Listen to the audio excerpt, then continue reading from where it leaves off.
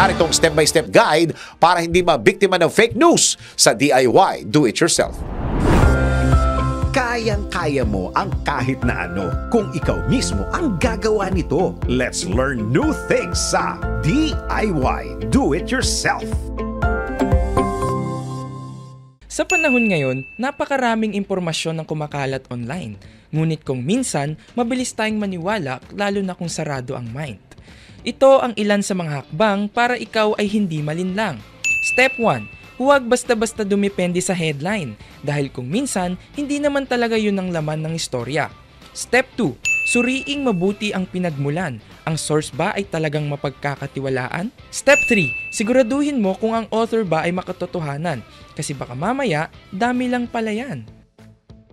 Step 4. Ang impormasyon ay iyong i-validate. I-check mo na rin kung ito ba ay up to date.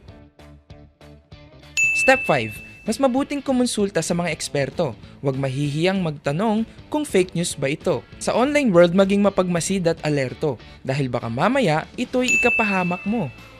Gets mo ba? Sige nga, do it yourself!